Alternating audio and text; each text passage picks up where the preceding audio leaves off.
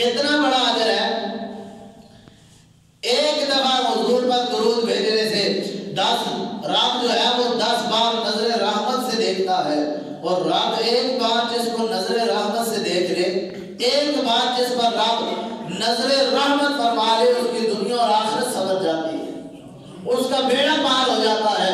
کیونکہ کائنات کا رب جو ہے وہ نظر رحمت فرماتا ہے, اور ایک بار نہیں 10 بار فرماتا ہے, اور 10 گنا معاف فرماتا ہے, 10 درجے بلند کرتا ہے. اور کتنی بڑی شان ہے مقتدی کی, کتنی بڑی شان ہے امتی کی. ایک بار حضور پر سلام بھیجا, ایک بار سلام بھیجا تو رب العالمین کی طرف سے 10 سلامیاں آتی ہیں.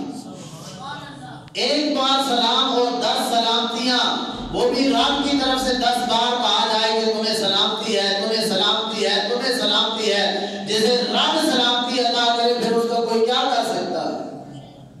تو 10 بار رب العالمین کی طرف سے سلامتی آتی ہے. ایک بار حضور پر درود, ایک بار سلام بھیجنے سے 10 بار رب سلامتیاں بھیجتا ہے, 10 بار. اور فرمایا ان اللہ و ملائکتہ یصلون علی النبی, کہ بے شک اللہ اور اس کے فرشتے آقا کریم علیہ السلام پر درود بھیجتے رہتے ہیں.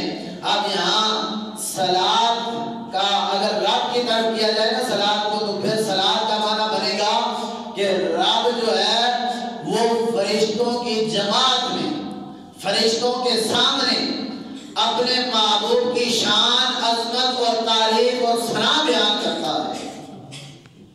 اگر صلاۃ کا معنی رب کی طرف ہو کہ رب درود بھیجتا ہے, تو مراد یہ ہے کہ رب فرشتوں میں, فرشتوں کی محفل میں اپنے محبوب کی شان اور عظمت کو بیان کرتا ہے.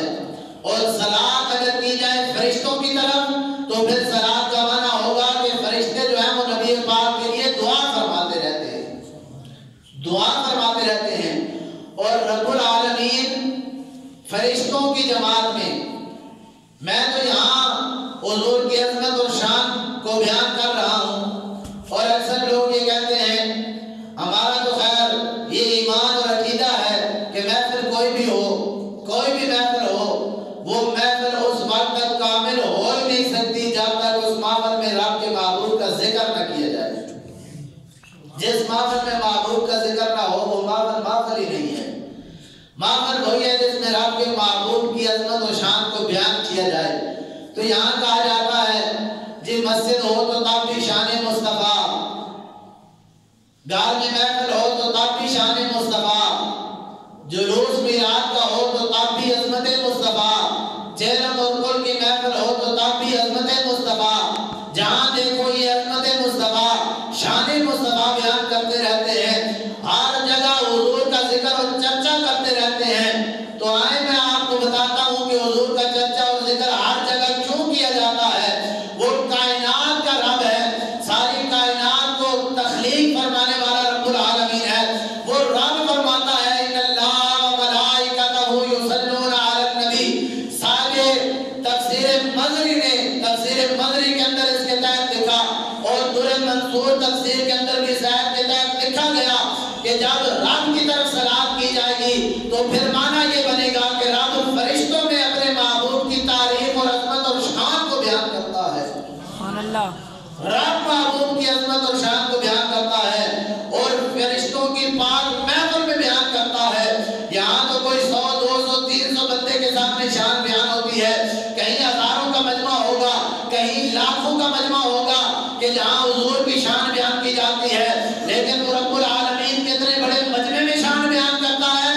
امام حاکم مستدرک کے اندر لکھتے ہیں, آپ فرماتے ہیں عرش سے لے کر تخت الثری تک رب العالمین نے جتنے بھی مخلوقات کو پیدا فرمایا اس کے رب العالمین نے 10 حصے فرمائے ہیں.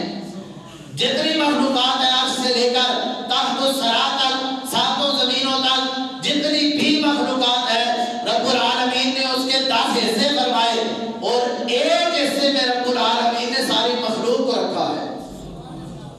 ایک حصے کے اندر 10 حصوں میں سے جو ایک حصہ ہے, اس ایک حصے کے اندر انسان بھی سارے موجود ہیں, اسی ایک حصے میں جنات بھی موجود ہیں, اسی ایک حصے میں حیوانات بھی موجود ہیں, اسی ایک حصے میں چرند پرند درند موجود ہیں, اسی ایک حصے میں جمادات موجود ہیں, اسی